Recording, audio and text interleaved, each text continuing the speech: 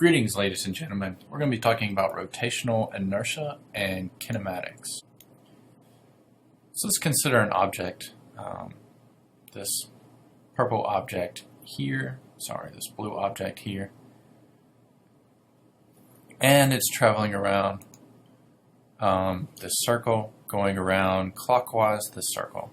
So let's look at V, and if I draw V without a vector hat, what I really am talking about is the magnitude of the velocity, or the speed of this object. What I want to consider is if this v is constant, so v is just some constant speed, and then the velocity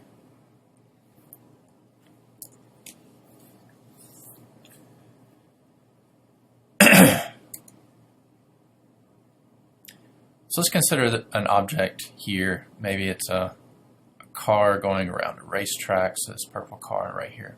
It's going around a nice circular track, going around at a constant speed.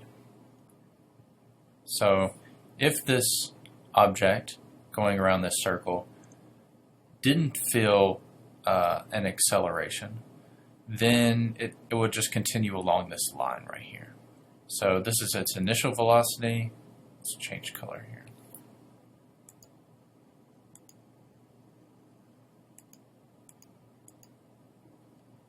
Great.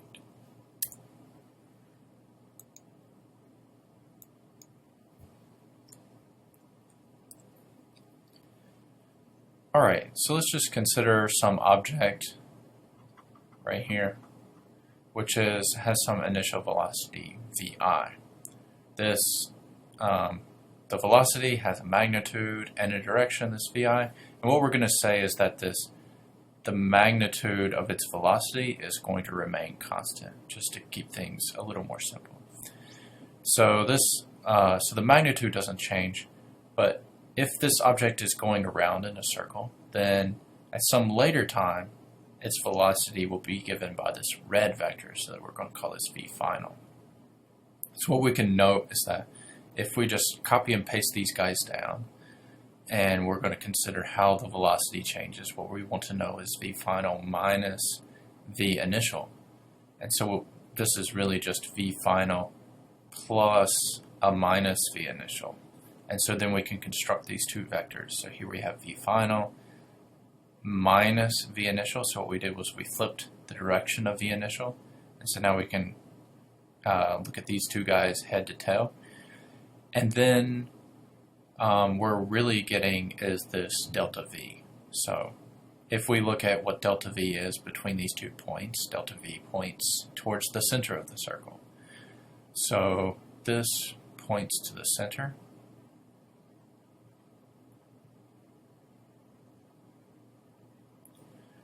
And so we're really looking at is how this velocity changes with time. And so we can do this at any point in the circle, picking this is our initial, this is our final, and what we'll get is some delta v this way, and we could do it again maybe down here, and we'll get our delta v is this way.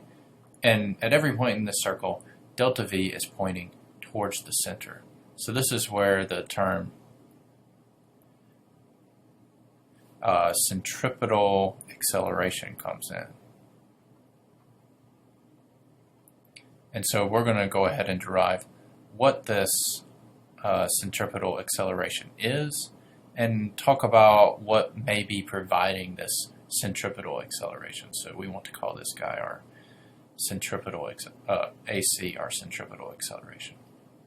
So how we're going to derive this is by looking at these two triangles right here. And so if the magnitude of the velocity remains constant, so this v final, the magnitude of this guy and the magnitude of this guy are the same. And they're separated by this angle theta. And so this is an isosceles triangle. And if we look at the same sort of triangle, taken over the same snapshot initial final, then we have r is both the sides of our the distance between that object and the center of the circle, and that's also going to be separated by this theta. But then it's going to travel some length in space, some displacement s.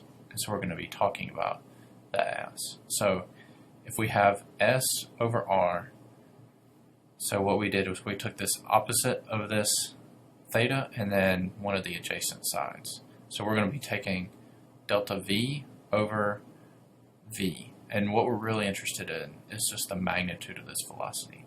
So if I don't draw a vector on top of the v, what I'm really talking about is the magnitude of this guy. So what I want to do is solve this for delta v. And when I solve for delta v, I'm going to get SV over r. But here I'm really interested in is this centripetal acceleration, which is going to be dv dt. How does this stuff change in time? So I'm really looking at is how does SV over r change in time. So I said that v was constant, the magnitude of the velocity is constant, and the radius of the circle, that's not changing either. So what this really is v over r times ds dt. Now ds dt is just how fast does this object cover this distance? And this is really just our velocity again. So we're getting v squared over r. So our centripetal acceleration is equal to, the magnitude of our centripetal acceleration is equal to v squared over r. So if you go faster, then you're going to need more, you're going to experience more centripetal acceleration. And if you go around a tighter turn, you're going to experience more centripetal acceleration. So now let's just consider an object, and we've all probably done this, is take a yo-yo or something that's tied to a string, and we're just going to whip this around at some constant velocity, right? And this pretty much mimics our situation here. So this object is going around and around, and so its velocity is changing with time, it's experiencing this centripetal acceleration.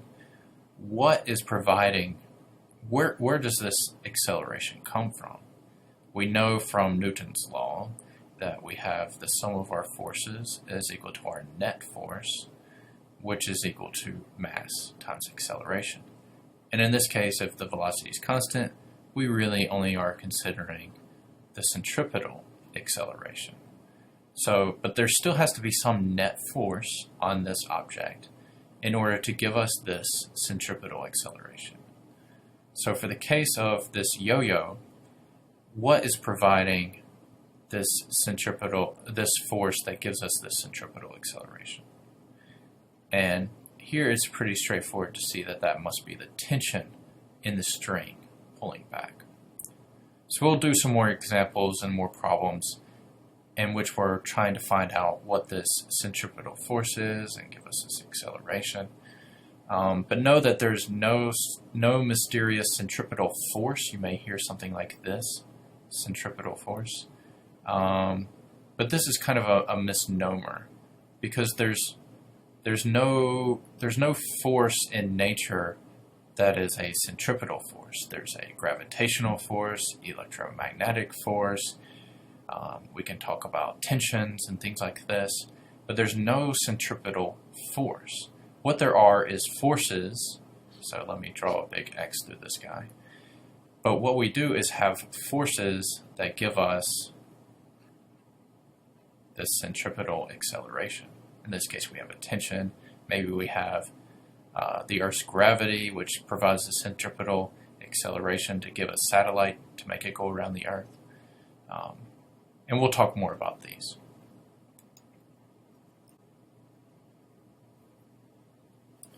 So let's define a few variables here that are going to help talking about the motion on this circle make it a little easier. If you talked about things in X and Y coordinates, which you certainly could, and the physics would stay the same, but it's going to end up being really hard to talk about what's going on. It's much more natural to talk about motion in a circle using polar coordinates. So I want to talk about this relationship between this S. So this S is the distance along that maybe it's a particle or whatever else travels. Okay, so this s is a linear distance. And then this r, which is the radius, that's pretty straightforward. And theta is the angle. So we need a way of relating this s to this theta. It's actually pretty simple to derive. Let's say that we had this wheel, say that we take a wheel, right? And we're going to track this red spot on the wheel. So we're going to take this wheel and then now we're going to roll it, okay? And if we roll it one revolution, right, then the wheel is going to spin around one time, right? So the red will now be on the bottom again, right? But how far is this distance, right? So another way that you could think about this is if I took a string and wrapped it around this disk, right? How long does that string have to be? So that's just the circumference, and that's 2 pi r. So we went around the disk, so we're covering some angle, and that angle is 2 pi. So that theta is 2 pi, and the radius is r, right? So this is just r. So what we're getting is that s is equal to theta r. And we get this just by looking at the circumference part. And we can also look at how fast does something move, and based on how fast is the thing spinning, we're basically just taking the derivative of this guy. So this s is really just an x. You take the derivative of this, you get v. The derivative of theta is going to be the angular velocity, which is the Greek symbol omega, and then r. R isn't changing with time. And we can also do acceleration. And we're going to get alpha r. So here, omega is the derivative of theta with respect to time. And so now we have a way of relating what's going on in these angular coordinates. So basically theta, omega, alpha with x, v, and a. So just like we know that for some small object with mass m, we could provide some force on this object and cause it to travel at some, cause it to accelerate with some a, right? We have forces, mass times acceleration. So it's easier to accelerate things with a smaller mass. Well, we can notice the same thing with how we try to rotate things. So you can take a dumbbell, right? And you can grab it here in the middle, like this purple line is showing, and we can try to spin it around this middle line. So you grab it, you try to just rotate your arm back and forth, and it's not so hard unless the dumbbell is really heavy, right?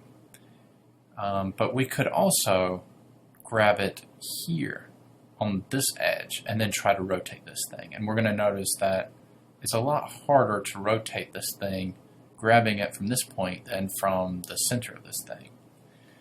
And so what this tells us is that it's not just how massive is this object, and that's all that mattered for this linear case, but it's going to be how the mass is distributed.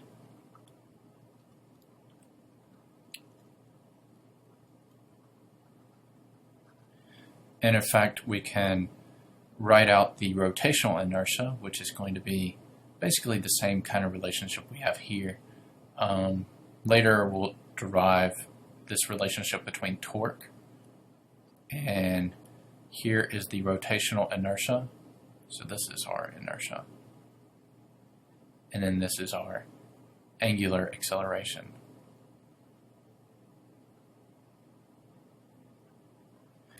So how we find this this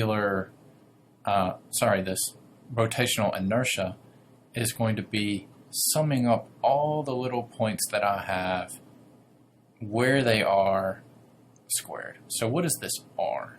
So this r is, let's just simplify this dumbbell down. even more simple.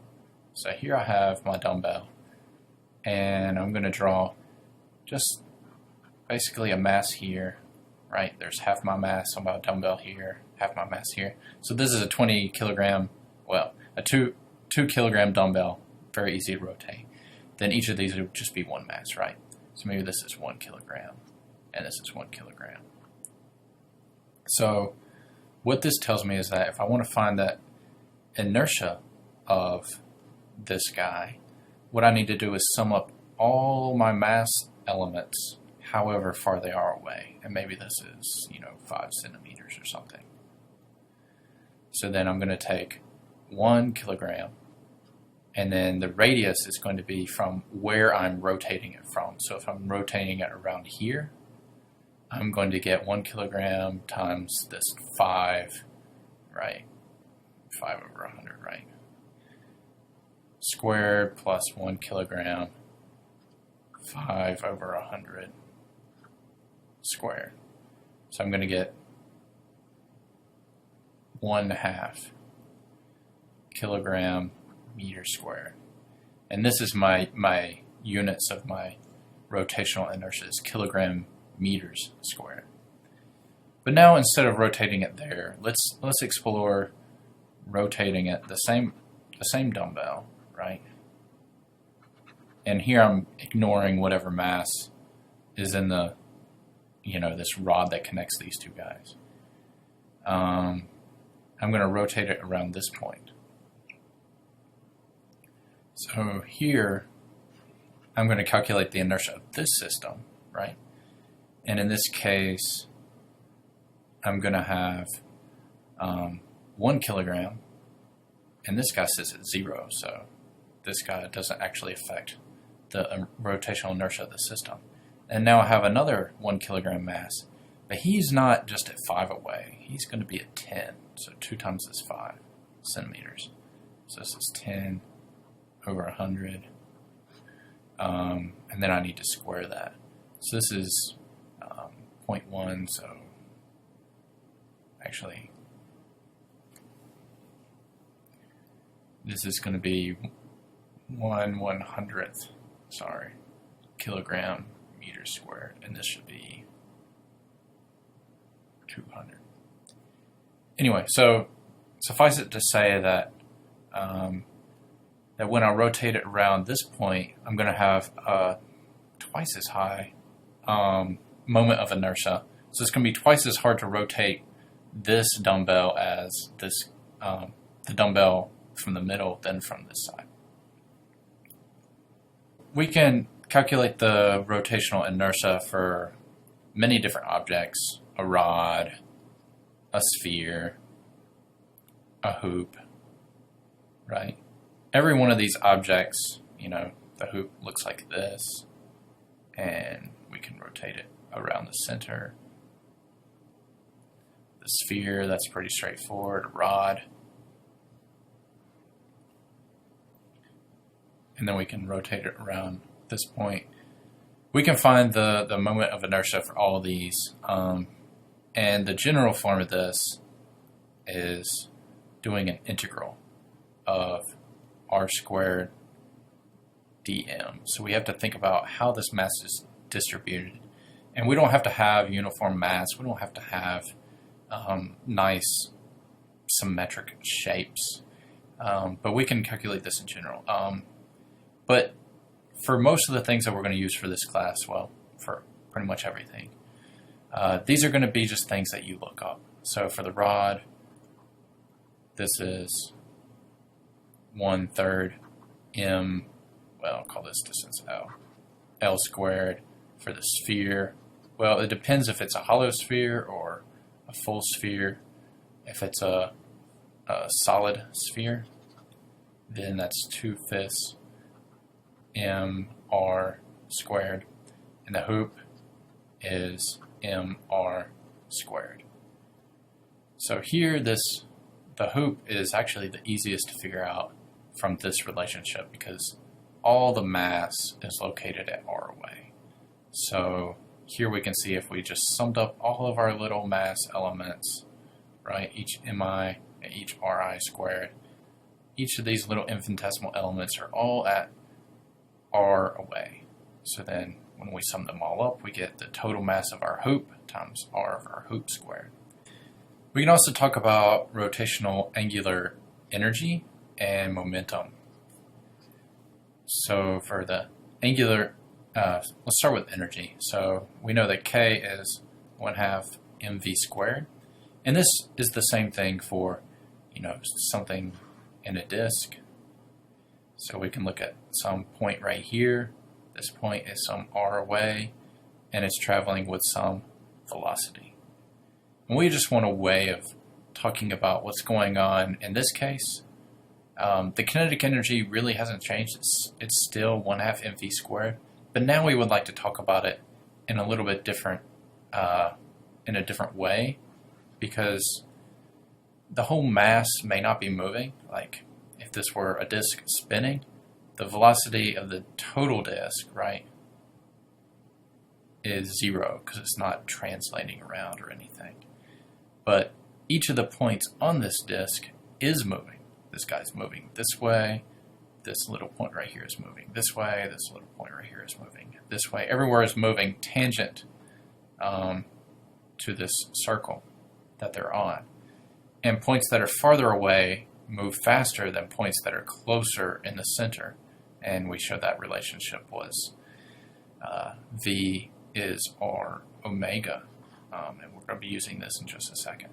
So the farther you are away, if the disk isn't deforming or anything, everything is spinning around with the same omega, right? The rate that it turns around, if I look at this point and I spin the disk around once, both this point and this point both go around once. There's nothing funny going on. And that's the velocity is equal to the radius times omega, so things that are farther away are moving faster linearly, but the angular velocity is the same. So how can I relate the kinetic energy of something that's standing still but just spinning? And the way to do that is to look at how all these little mass elements are moving. So again, I'm going to want to talk about the rotational moment of inertia. So here's our rotational inertia. And this is something that we're going to look up for some given object. And then omega squared. So let's just plug in what we have and see if we get back this 1/2 mv squared.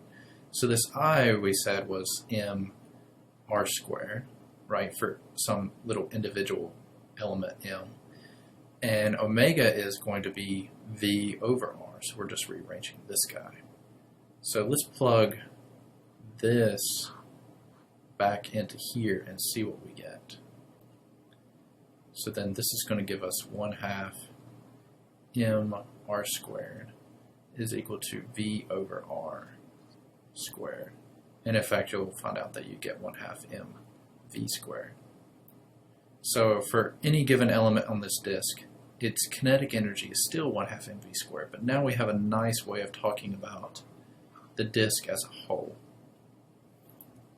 And we can talk about the same thing for momentum. So momentum is L is mv, but angular momentum, so this is our angular, is going to be I omega. So we can talk about how much angular momentum does, this cylinder right here have if we spin it around with some omega. So we can look up what I of our cylinder is, and that's going to be 1/2 mr squared. And then we can plug this in, and given our omega, we can get the angular momentum of this cylinder. So we can tabulate all our kinetic expressions that we had for translational motion. Here we have x, VA, and how those guys are related to each other. And then our 4 kinematic equations, so these 4 guys right here. And we can look at our kinetic energy and our angular momentum. And we can do the same thing in rotational, for rotational motion. But here, instead of having x, we're talking about how far something rotates. So if we have a disk and it's spinning around with some omega, then how far it spins around is related to the theta. That's how far it spins. Omega is how fast it spins. Alpha is the how that's changing in time. And we can also write out our 4 kinematic equations. And what you'll notice is that we pretty much just replace x with theta. We replace v with omega. We replace a with alpha. So it's pretty much just a translation between these two. So here's kind of our pair, x, v, a, m becomes theta, omega, alpha, I. And that works even for kinetic energy, for angular momentum. The interesting one is this relationship here, which is how fast does our acceleration need to be in order to travel in a circle. So this is our centripetal acceleration. And what centripetal means is center seeking. So if you travel around in a circle, like this, that's a little hard to see, and you're going around a turn with some radius, you know that it's harder to go around the turn, or you'll feel like you need to lean harder if you're going faster around the same radius turn, or if you turn in a smaller radius, it's harder to do. Your wheels might lose traction or something. And that's this relationship here is what it's telling us. Is the smaller r, the more acceleration. The higher the v, the more acceleration. And we could also talk about this in terms of our rotational, just plugging in this v is r omega. And if you plug this into here, you're going to get this guy right here. So this is our centripetal acceleration. So let's do some problems. Here we have a Blu-ray disc, and it's going to start from rest. So right there I know that omega is 0. And it's going to accelerate up to this omega final. So right away I have something in revolutions per minute. So let's convert this guy, RPMs, into, so 1 revolution is 2 pi radians. And then I need to convert from minutes, so this is per minute. So here's 1 minute and then 60 seconds. So I'm going to get 105 radians per second. So it's going to do this acceleration over 3-second period. So what is the angular acceleration of the disk? So we know that alpha is equal to the change in omega, change in time. So this is just like acceleration is change in velocity, change in time. Here we have it for angular. And so omega final is going to be this 105 radians per second. Our initial is 0, and then we do this in 3 seconds. So this gives us 35 radians per second squared. So what is the tangential velocity on a point on the edge of the disk? So v is omega r. So this is just 105 radians per second. And then we're multiplying by 6 centimeters. And this is going to give us 6.5 meters per second. So the disk is actually spinning really fast. So here's where we're going to use this centripetal acceleration. So this v squared over r, or this r omega squared. So let's consider a disk. So we're going to draw a nice disk here. Label the axis that we're rotating around. draw the direction that we're rotating about. And then all along this disk, we have some r. And then maybe we're going to talk about right here, there's some velocity. So in order to do this motion, we said that something has to be changing the velocity of this disk. So something has to be providing this centripetal acceleration. So let's read the rest of the problem. So a record player is spinning at 45 revolutions per minute. Let's go ahead and convert that guy. So 1 rev is 2 pi radians, and then 1 minute is 60 seconds. So this is going to give you 4.7 radians per second. Some dust falls on this disk. And then now, if we know the coefficient of friction between the dust and the disk, so that's just mu equals 0.15, what is the max distance that the dust remains on the disk and doesn't fly off? So we know that if you go farther out here, your velocity is going to be faster, and it's actually going to require more centripetal acceleration in order to keep you on this disk. So let's just look at a point maybe right here at this x and talk about the forces on this disk, on this piece of dust. So here we have mg, and we have a normal force. And then we know that there has to be some acceleration to the left right here in order to change the velocity of this piece of dust as it's going around. So there has to be some acceleration towards the center. And what has to provide that is there has to be some frictional force. So friction is pointing towards the center because the dust wants to move outward. So friction opposes that motion. And so now we can write out our Newton's equation. So in the y direction, we just have a pretty boring normal force minus mg is 0. So this tells us that our normal force is just mg. In this x direction, well, just for simplicity, we could say that this is plus x. Then, x. We just have our friction force equals mass times acceleration. So we can write down that this friction force is mu Fn, which is mu mg.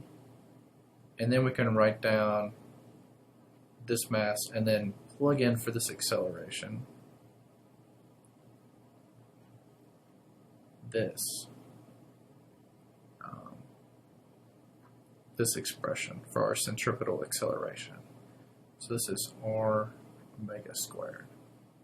So what we want to know is how far away, basically, can we get from the center of this disk and still have enough, basically enough frictional force. So this friction force is, can be mu times mg, but it can only be so big, right? Eventually you'll get far enough away, r will be big enough so that it's bigger than this side. So what we want to do is solve for this r. So this is mu mg all over m omega squared. And so those m's go away. We don't care how heavy the dust is, how massive the dust is. And then we can plug this in and find out that this is 6.6 centimeters.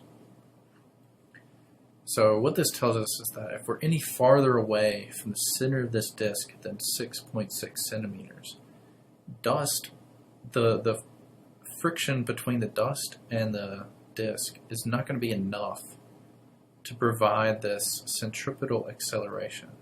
So it's going to end up flying off. So the center of our disk will end up still being covered in dust, but everything on the edge of our record is going to be nice and clean. All right, so let's do one more challenging problem. Let's take a rod, and we're going to attach a string to this rod. and then we're going to hang a ball on the edge of this string. So we're going to spin it around at a nice constant speed, and then what will happen is that it spins around, so it's going to have some angle away from the rod that we're spinning it. And that's because there's going to be a balance of the forces that are here. We have a couple of forces we need to navigate. So one is mg, but then there has to be some force balancing the force of gravity here. I mean, if the rod weren't spinning, it would just sit here like maybe like this. So the rod would just dangle straight down, and then we know that mg would be pointing down, tension on the string would be pulling up. So here we know that tension again is pulling this way. And this tension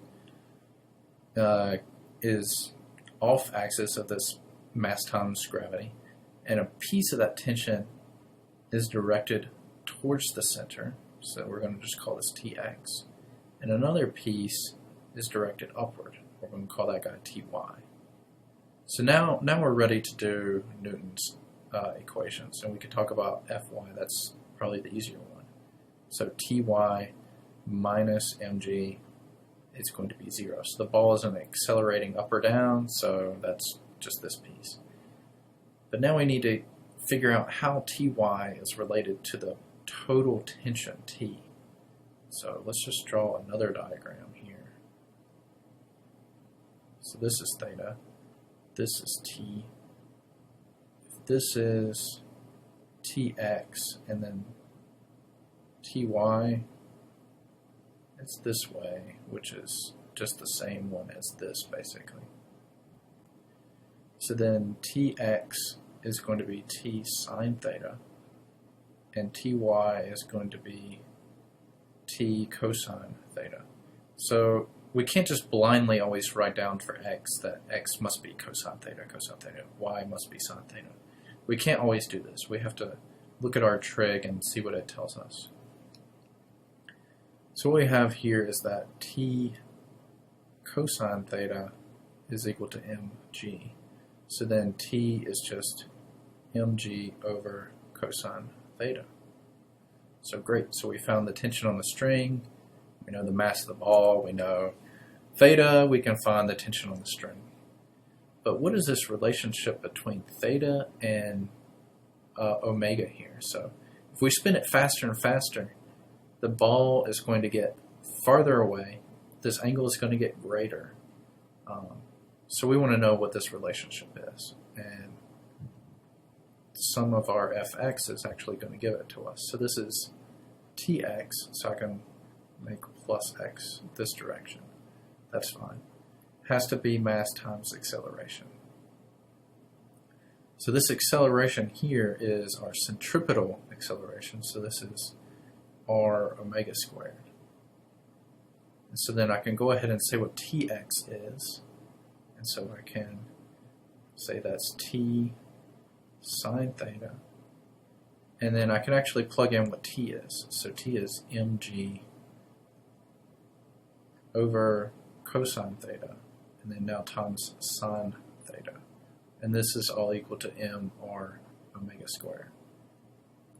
So now I can see that the mass of the ball actually doesn't matter into this relationship between the two of these. And I also have a sine over a cosine. So this right here is going to give me a tangent theta. So here I have g tangent theta is going to be equal to r omega squared. So then omega is going to be equal to g tangent theta all over r, and then take the square root of that. So if I measure, I can actually measure how fast this rod is spinning around, or this ball is spinning around, just by measuring the angle between the two of them and knowing what this r is. So this r is going to be this distance here.